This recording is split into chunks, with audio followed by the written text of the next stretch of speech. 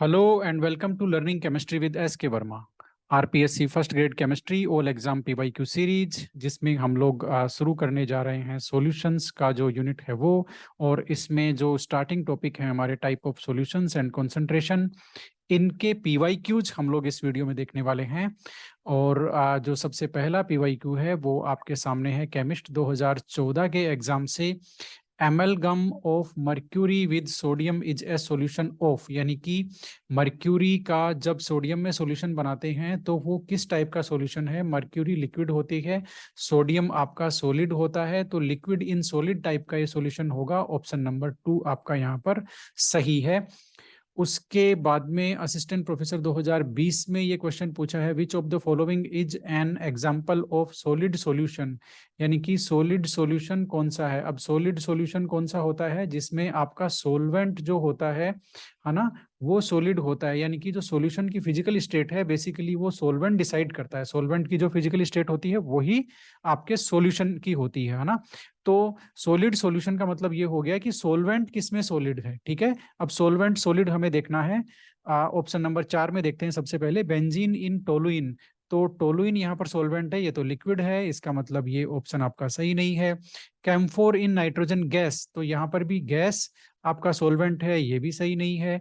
Glucose dissolved in water, तो water solvent है, ये लिक्विड है, ये भी सही नहीं है। Amalgam of mercury with sodium, यानी कि मर्क्यूरी का सोडियम में सॉल्यूशन, और सोडियम क्या है, सोडियम सॉलिड है, इसका मतलब ये जो सॉल्यूशन होगा 1 नंबर एमलगम्स, ये आपके लिक्विड इन सॉलिड है ना, यानी कि सोलवेंट सॉलिड है, इसलिए ये सॉलिड सॉल्यूशन का एग्जांपल है।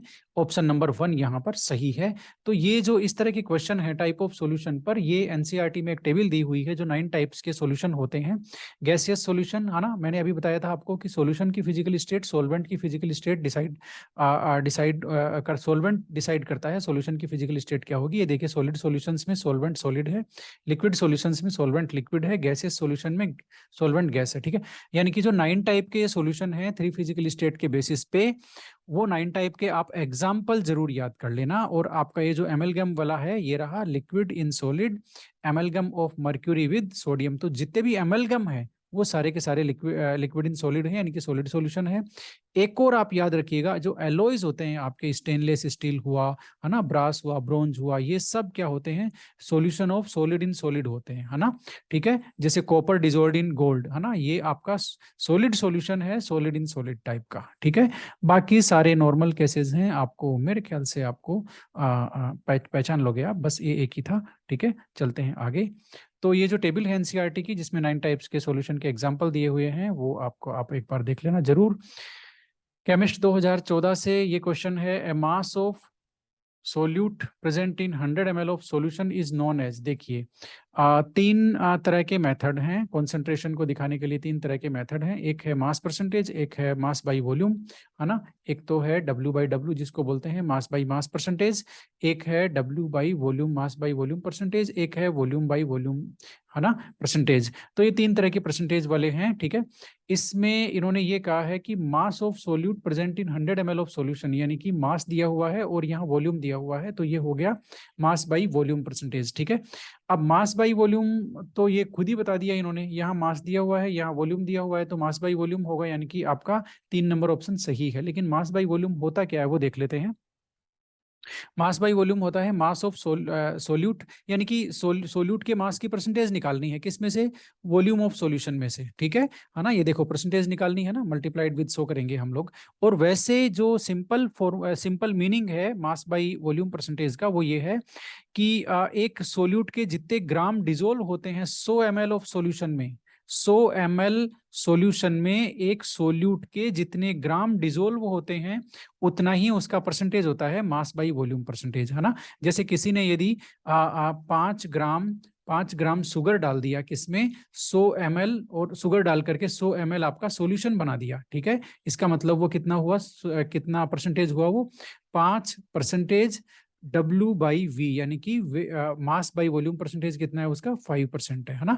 तो 100 ml सॉल्यूशन में जितना ग्राम सोल्यूट होता है उतना ही उसका मास बाई वॉल्यूम परसेंटेज होता है। ठीक है, ये आप याद रखना, आगे भी हम इसको काम में लेने वाले हैं। तो असिस्टेंट प्रोफेसर 2020 में a molal solution is 1 that contains 1 mole of solute in. अच्छा, 1 मोलल की डेफिनेशन पूछी है, मोलेलिटी की डेफिनेशन पूछी है।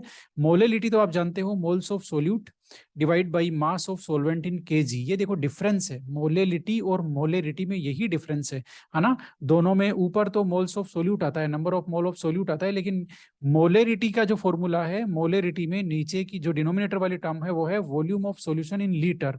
यहाँ वॉल्यूम लेते हैं, सॉल्यूशन का लेते हैं और लीटर में लेते हैं, है ना। 3 चीज पहचान लीजिए, वॉल्यूम लेते हैं, सॉल्यूशन का लेते हैं और लीटर में लेते हैं। वहां क्या लिया है, मास लिया है वॉल्यूम की जगह है, सॉल्यूशन का नहीं लिया, सोलवेंट का लिया है ना, और केजी में लिया है। बात आपको समझ में आ गई, ये डिफरेंस है मोलेरिटी और मोलेलिटी में, ठीक है।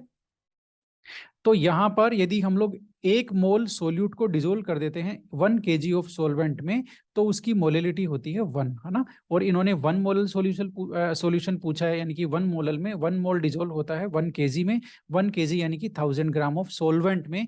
ये एकदम सही ऑप्शन है।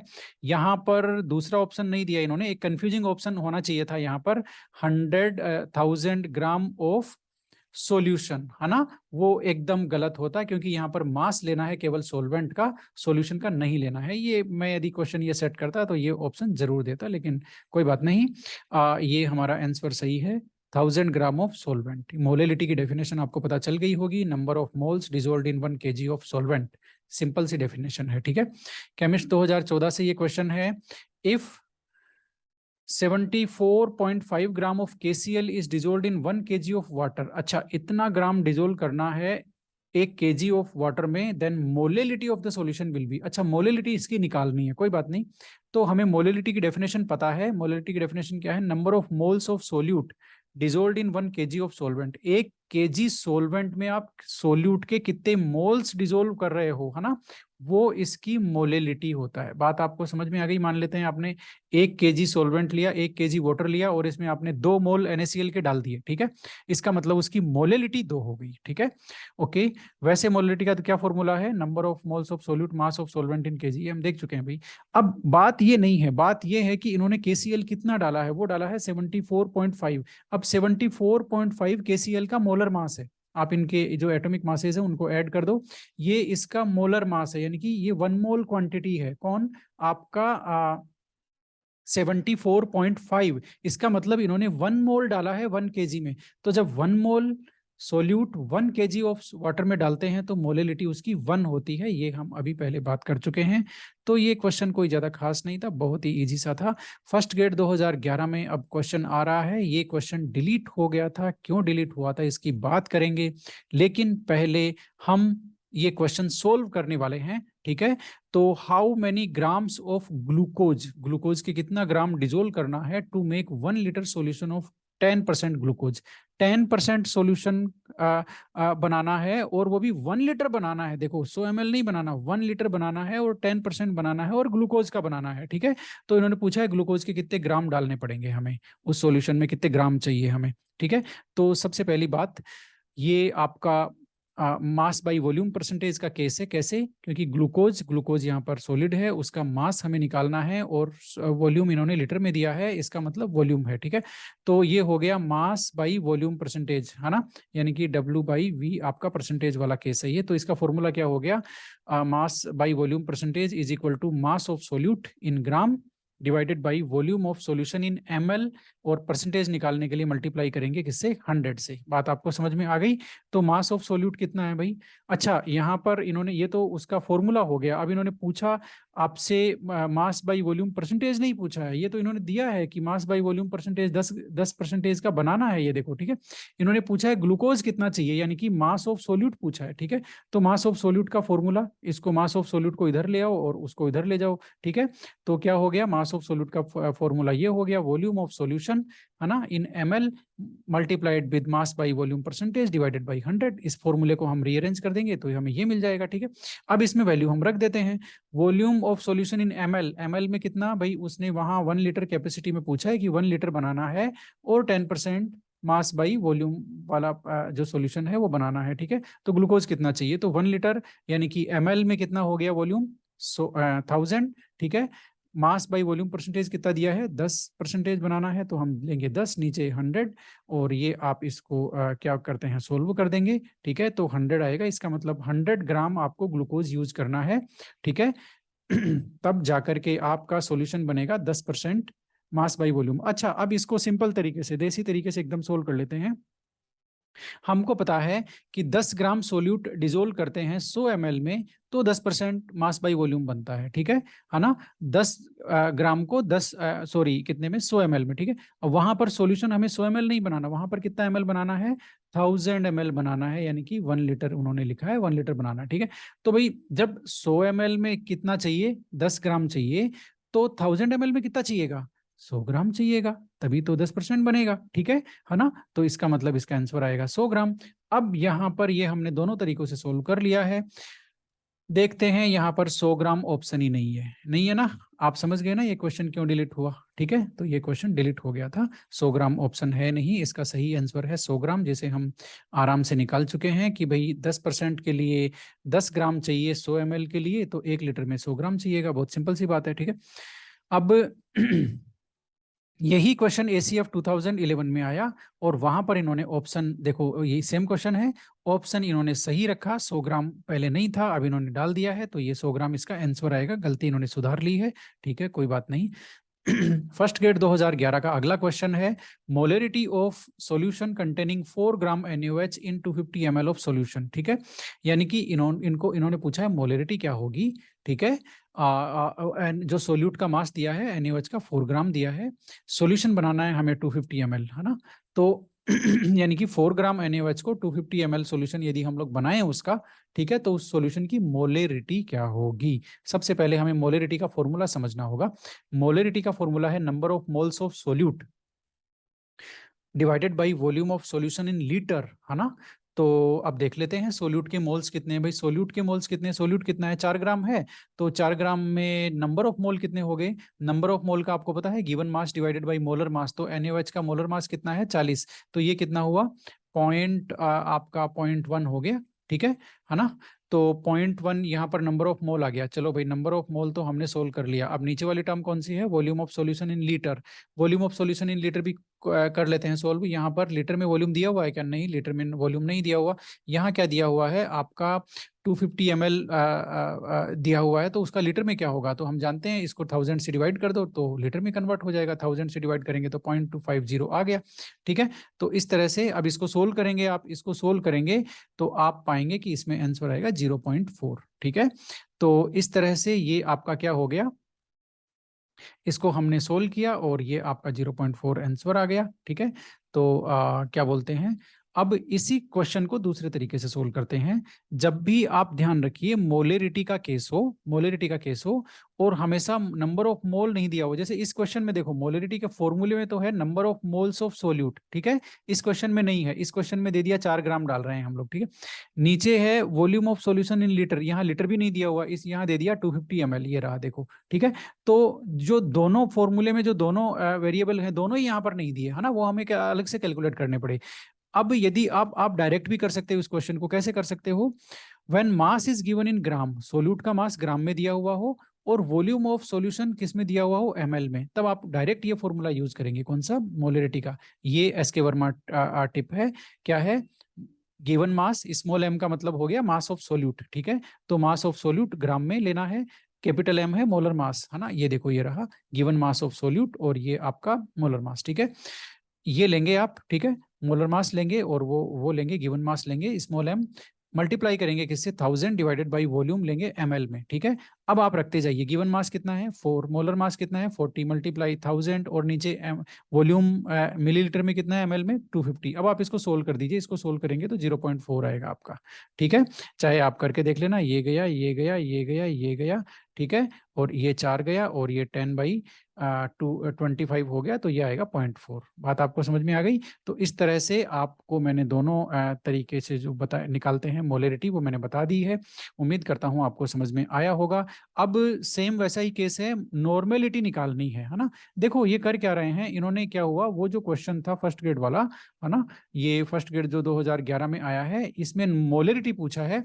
अब इन्होंने थोड़ा सा उसको चेंज कर दिया, इन्होंने कहा कि इसमें नॉर्मेलिटी निकालो, NaOH का तो 4 ग्राम ही रख दिया, लेकिन यहाँ इन्होंने 1000 ml कर दिया। अब नॉर्मेलिटी की डेफिनेशन हमें पता होनी चाहिए।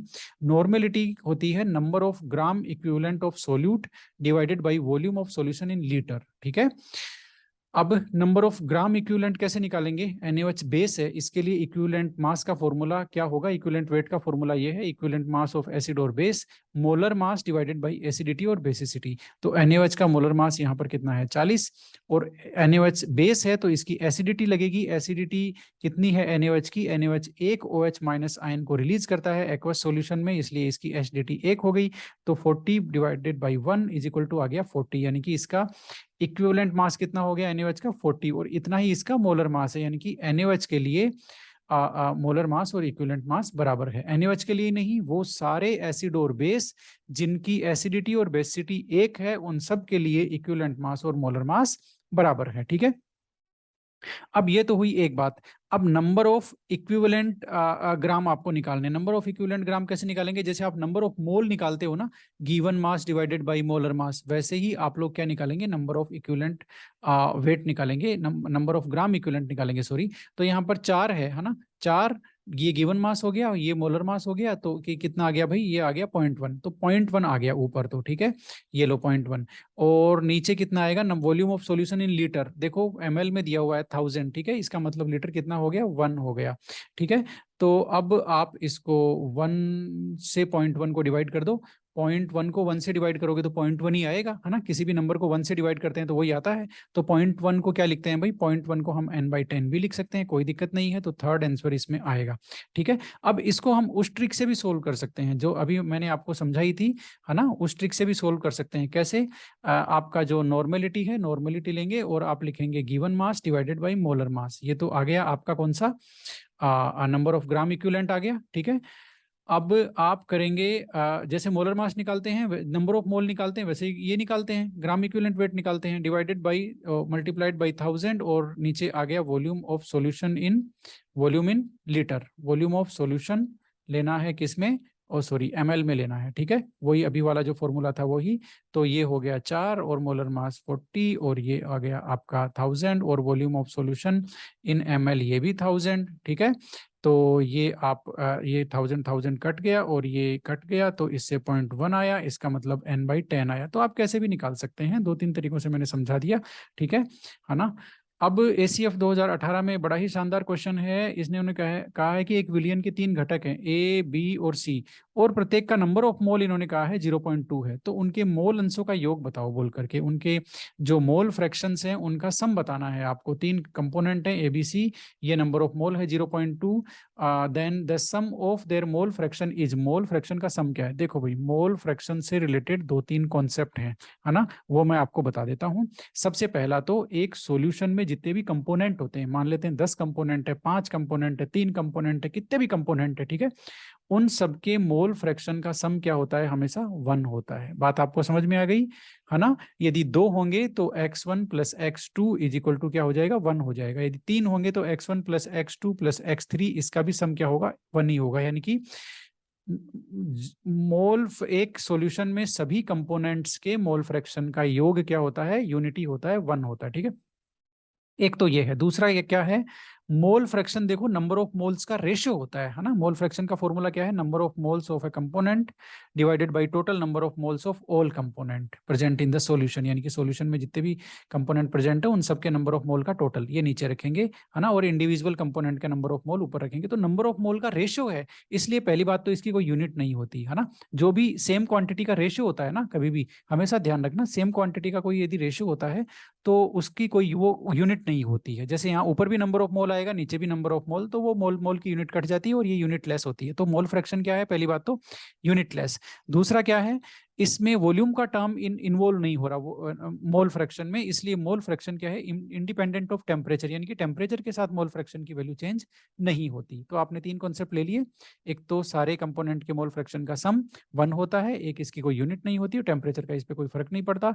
अब इन्होंने पूछा है कि इनके ये 3 कंपोनेंट है, नंबर ऑफ मोल इतना है, इनके मोल फ्रैक्शन का सम क्या होगा? तो भाई ये तो बात इन्होंने घुमाने वाली की है। शुरू वाली तो नंबर ऑफ मोल दिया है, इसका कोई लेना देना नहीं है।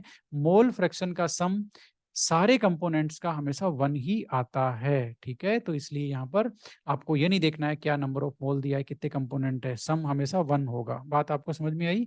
घुमाया है एकदम, लेकिन हम घूमने वालों में से नहीं है, हम सही आंसर जरूर निकालेंगे। फर्स्ट ग्रेड 2013 में which of the following term is unitless, देखो आ गया ना, यूनिटलेस कौन सी है? अभी मैंने बताया था जो सेम क्वांटिटी का रेशियो होता है वो आपका यूनिटलेस है। मोलरिटी की तो आप जानते ही हो, मोल पर लीटर होती है ना। डेंसिटी की भी अपनी यूनिट होती है, मोलरिटी की भी अपनी यूनिट, अच्छा मोलरिटी है क्या ये? ठीक है, तो ये तो मोल पर केजी होता है भाई, मोलरिटी तो, ठीक है, ये होती है मोल पर लीटर तो आपकी कौन, मोलरिटी, ठीक है। मोल फ्रैक्शन की कोई यूनिट नहीं होती, ये number of mole divided by number of mole होता है, मोल नंबर ऑफ मोल का रेशियो होता है, इसलिए यूनिटलेस होता है, अभी हमने बात की थी। सेम क्वेश्चन जो एसीएफ 2018 में आया है, फर्स्ट ग्रेड 2018 में भी इन्होंने आजमा लिया, ठीक है।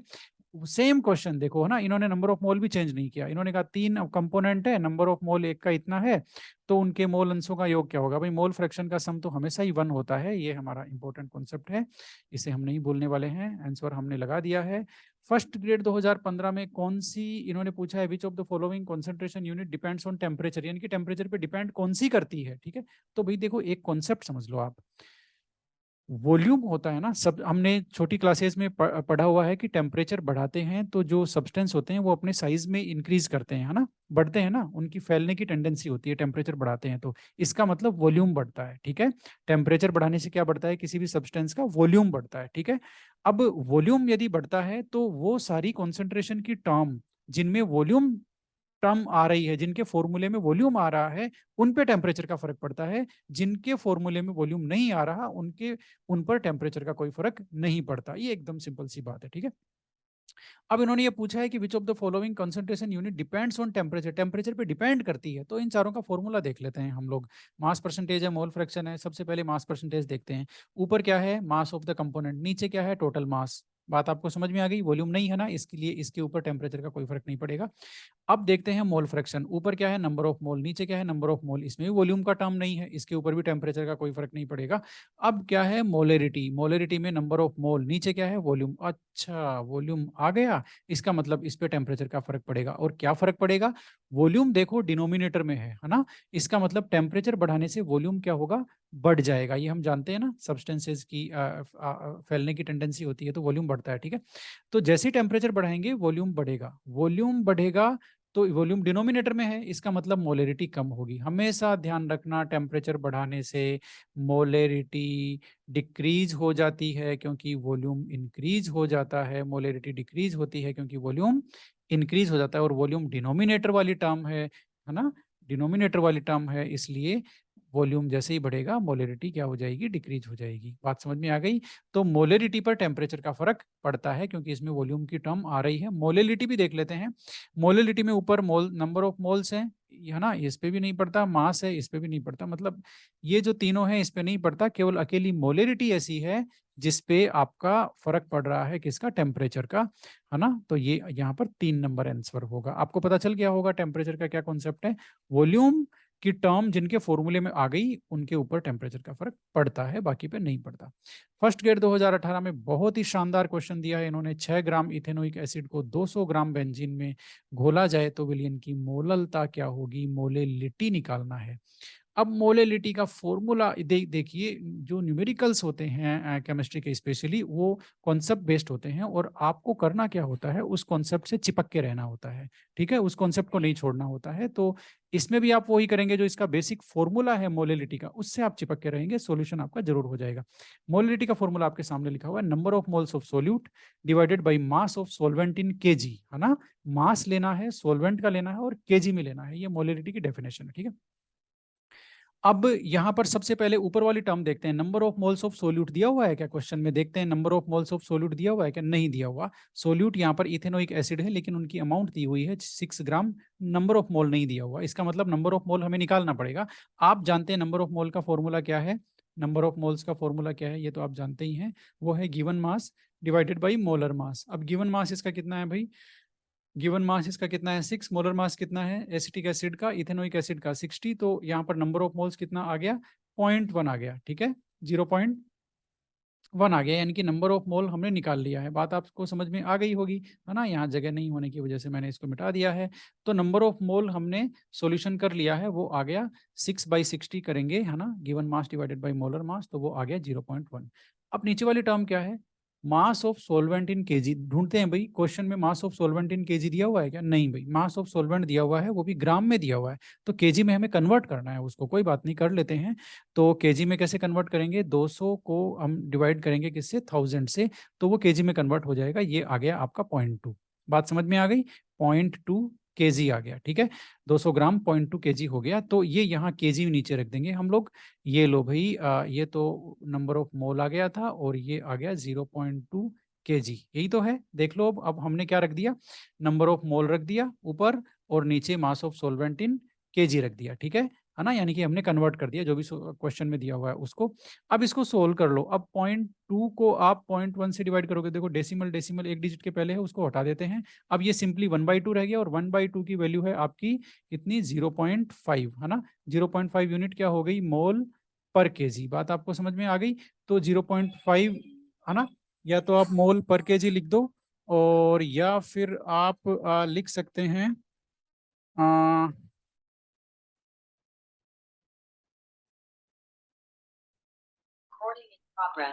तो इस तरह से आपने देखा, इसका आंसर कितना आ गया, 0.5 मोलेलिटी आ गई। क्योंकि या तो आप मोलेलिटी लिख दो या मोल पर केजी लिख दो, ये एक ही बात है, ठीक है।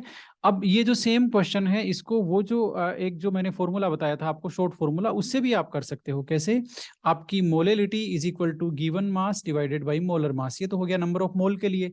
मल्टीप्लाई कर दो आप 1000 divided by mass of solvent, mass of solvent in gram कर दो। यानी कि देखो यहाँ पर फॉर्मूले में तो है, आपके जो मोलिटी का फॉर्मूला है उसमें मास ऑफ सॉल्वेंट इन केजी है, लेकिन यहाँ केजी में नहीं दिया हुआ, यहाँ ग्राम में दिया हुआ है। फॉर्मूले में number of mole of solute है, लेकिन यहाँ number of mole of solute नहीं दिया हुआ, यहाँ अमाउंट दिया हुआ है उसका, ग्राम में दी, ठीक है। तो जब भी ऐसा हो कि सोल्यूट का ग्राम में अमाउंट दिया हुआ हो, और आपका सोलवेंट का केजी में नहीं दे करके ग्राम में अमाउंट दिया हुआ हो, दोनों का ही, तो आप क्या करेंगे, शॉर्ट ट्रिक यूज कर सकते हैं। एम मीन्स गिवन मास, वो आ जाएगा आपका कितना, गिवन मास कितना है भाई, 6, और नीचे क्या है, नंबर ऑफ वो सॉरी मोलर मास 60, ठीक है। मल्टीप्लाई करेंगे आप 1000 से, और mass of solvent in KG, oh sorry gram, है ना, ग्राम में कितना दिया हुआ है, 200, तो ये यहाँ आप लिखेंगे 200, ठीक है। अब आप कर दीजिए इसको, बहुत ही ज्यादा इजी होने वाला है आपके लिए। ये देखिए, ये हो गया यहाँ से, ये कितना हो गया 5, और ये इसको काटेंगे तो ये 0.1, और 0.1 को 5 से मल्टीप्लाई करेंगे तो 0.5, ठीक है। तो ये आ गया आंसर। आप कैसे भी आंसर निकाल सकते हैं, बहुत ही ज्यादा इजी है, कॉन्सेप्ट से चिपक के रह करके आपको रहना पड़ेगा, ठीक है। यस। अब एक बहुत ही शानदार ट्रिक मैं आपको बताने वाला हूँ, शानदार कॉन्सेप्ट आपको बताने वाला हूँ, ये कभी भी आपको धोखा दे सकता है। वो ये है कि मोलेलिटी, सॉरी मोलेरिटी, मोलेरिटी और डेंसिटी, ये दो आपके टर्म हैं, इनमें रिलेशन है। यदि आपको मोलेरिटी पता है तो आप सॉल्यूशन की डेंसिटी निकाल सकते हैं, यदि आप सॉल्यूशन की डेंसिटी आपको पता है तो आप उसकी मोलेरिटी निकाल सकते हैं। इन दोनों में रिलेशन क्या है, वो आपका ये रहा, ठीक है। कैपिटल एम मतलब molarity, molarity is equal to mass percentage multiplied by density multiplied by 10, और नीचे आप रखेंगे मोलर मास ऑफ सोल्यूट, ठीक है। इससे क्या होगा, यदि आपको डेंसिटी पता है और मास परसेंटेज पता है तो आप मोलेरिटी डायरेक्ट कैलकुलेट कर सकते हैं, ठीक है। यदि अब इस फॉर्मूले में आपको यदि डेंसिटी नहीं पता, मोलेरिटी पता है, तो आप डेंसिटी का फॉर्मूला इस तरह से लिखेंगे, इसको रीअरेंज कर लेंगे ऊपर वाले फॉर्मूले को, तो मोलेरिटी इधर आ गया, molarity multiplied by molar mass of solute, और ये जो मास परसेंटेज और ये जो आपका 10 का फैक्टर है, ये दोनों आ जाएंगे नीचे यहाँ पर, ठीक है। तो ये डेंसिटी का फॉर्मूला, उसी को हमने इसी को रीअरेंज करके लिखा है, और हमने कुछ किया नहीं है, ठीक है। तो बेसिक जो फॉर्मूला है वो ये है, मोलेरिटी और डेंसिटी में रिलेशन, ठीक है, उसको रीअरेंज करके हमने ये किया, ठीक है। अब क्वेश्चन देखते हैं, the density of A 3.6 molar sulphuric acid solution, that is इतना मास बाई परसेंटेज, है ना, बाई मास विल बी। इन्होंने पूछा है डेंसिटी कितनी है ना, मैं इसका मतलब बता देता हूं आपको। डेंसिटी पूछी है आपके 3.6 मोलर सल्फ्यूरिक एसिड के सॉल्यूशन की, जिसकी मास परसेंटेज 29% है। बात आपको समझ में आ गई, यानी कि मास परसेंटेज इन्होंने दे दिया है, और डेंसिटी इन्होंने कैलकुलेट करवाई है और मोलरिटी इन्होंने दे दी है 3.60। ठीक है, मोलर मास यहाँ पर दिया हुआ है 98 ग्राम। ठीक है, तो अब इसको इसी फॉर्मूले से हम लोग कैलकुलेट करने वाले हैं और यहाँ पर डेंसिटी पूछी है ना, इसलिए हम लोग ये जो सेकंड वाला फॉर्मूला है ये हम लोग लगाएंगे। यहाँ पर आप सबसे पहले मोलरिटी लिख दीजिए m, ये रही 3.6। मोलर मास ऑफ सोल्यूट लिख दीजिए, ये रहा 98। H2SO4 का मास परसेंटेज कितनी है वो नीचे आएगी 29 है, और 10 का फैक्टर आप ऐसे कैसे लिखेंगे, अब आप समझ गए। यहाँ पर ये जो लिखा हुआ है वो इसकी कैलकुलेशन दिखा रहा है, ये जो इक्वेशंस है, और आप इसको सोल्व कर देंगे तो ये आ जाएगा 1.216, है ना, यानी कि 1.22 ग्राम पर ml। तो ये आ गया आपका सी आंसर। तो आपने देखा इस क्वेश्चन में क्या हुआ, इस क्वेश्चन में इन्होंने मोलरिटी दी है 3.60 मोलरिटी दी है, डेंसिटी इन्होंने पूछी है, डेंसिटी इन्होंने आपसे कैलकुलेट करवाई है, क्या, डेंसिटी। बात आपको समझ में आ गई? ठीक है, तो ये जो इक्वेशन है, ये जो फॉर्मूला है मोलरिटी और डेंसिटी में रिलेशन का, ये काफी ज्यादा इंपॉर्टेंट है, इसको याद रखना। ठीक है, ओके।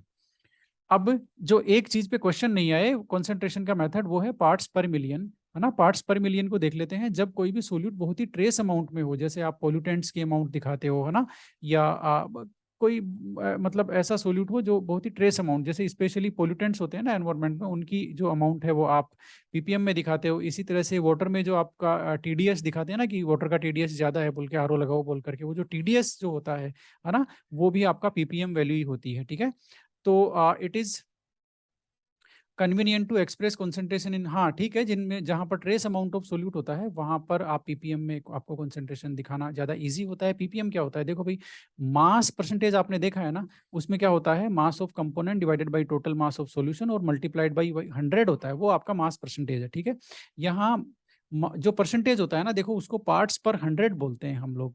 जो परसेंटेज एक्चुअल में क्या होता है, पार्ट्स पर 100। ठीक है, यहाँ पर पार्ट्स पर मिलियन है, यानी कि आप 100 की जगह क्या रखोगे, 1 मिलियन, यानी कि 10⁻⁶। बात आपको समझ में आ गई, 10 लाख।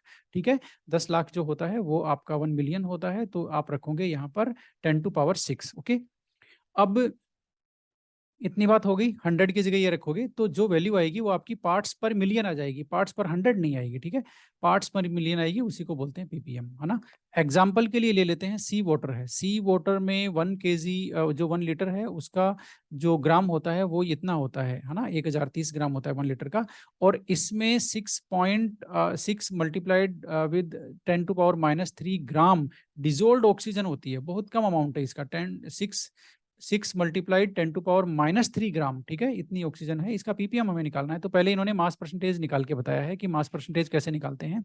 तो ये डिजोल्व्ड ऑक्सीजन जो सोल्यूट है उसका मास, ये आपके 1 लीटर जो आपका जो सी वाटर है सोल्यूशन, उसका मास, है ना, और मल्टीप्लाई कर दिया सोल्यूशन से, तो ये हो 100 से, तो ये हो गया आपका मास परसेंटेज, है ना, क्योंकि सोल्यूट का मास divided by total mass multiplied by आपका 100, तो ये हो गया मास परसेंटेज। मास परसेंटेज को सोल्व करेंगे तो ये आएगा 5.8 इंटू 10⁻⁴%। ठीक है, अब पीपीएम कैसे निकालेंगे, पीपीएम निकालेंगे, आपको कुछ नहीं करना है, ये जो 100 लिखा था उसकी जगह 10⁻⁶ लिखना है। 10 जैसे ही 6 लिखेंगे तो आपका ये जो 10⁻⁴ है ये हट जाएगा और ये सीधा आएगा 5.8 पीपीएम। ठीक है, अब इसका मतलब कौन सा डेटा ज्यादा इजी है बताने में, समझने में, सुनने में, लिखने में, वो आपका पीपीएम वाला ज्यादा इजी है। इसीलिए ऐसे केसेस जहां पर सोल्यूट बहुत ही ट्रेस अमाउंट में प्रेजेंट होता है, बहुत ही कम अमाउंट में प्रेजेंट होता है, वहां पर पीपीएम में डेटा एक्सप्रेस करते हैं। तो और पीपीएम को और क्या डेफिनेशंस हो सकते हैं वो मैं आपको बता देता हूं। जब भी 1 ग्राम सोल्यूट 10⁻⁶ ग्राम ऑफ सॉल्यूशन में डिजोल्व हो, 10⁻⁶ ग्राम सॉल्यूशन में डिजोल्व हो, कौन, 1 ग्राम आपका सोल्यूट, है ना। 10⁻⁶ ग्राम का मतलब ये हो गया कि आपका 10⁻³ kg, ठीक है, इसमें डिजोल्व हो कौन, 1 ग्राम, तो उसको बोलते हैं 1 ppm, यानी कि 1 ग्राम आपका 10⁻³ kg, 10⁻³ kg या 10⁻⁶ ग्राम। ठीक है, इसी के अलावा यदि आपका 1 मोल डिजोल्व हो 10⁻⁶ मिलीलीटर में, सॉरी 1 मिलीलीटर डिजोल्व हो 10⁻⁶ मिलीलीटर में, या फिर 10⁻³ लीटर में, 1000 लीटर में, तो उसको भी 1 ppm बोलते हैं। या फिर 1 mg डिजोल्व हो 1 लीटर में, उसको भी 1 ppm बोलते हैं। ये लो भाई, ये सारे 1 ppm है। ठीक है, 1 ग्राम 10⁻⁶ 1 मिलियन ग्राम में, या फिर 1000 kg में, 1 ml 1 मिलियन ml में या फिर 1000 लीटर में, 1 mg 1 लीटर में डिजोल्व हो, है ना। यानी कि आप 1 mg जो NaCl है वो आप 1 लीटर सॉल्यूशन में डिजोल्व करेंगे तो वो उसकी कॉन्सेंट्रेशन होगी 1 ppm, है ना। याद रखना इन तीनों का मतलब। इस वीडियो में अभी के लिए इतना ही, मिलते हैं नेक्स्ट टॉपिक के साथ। Thank you.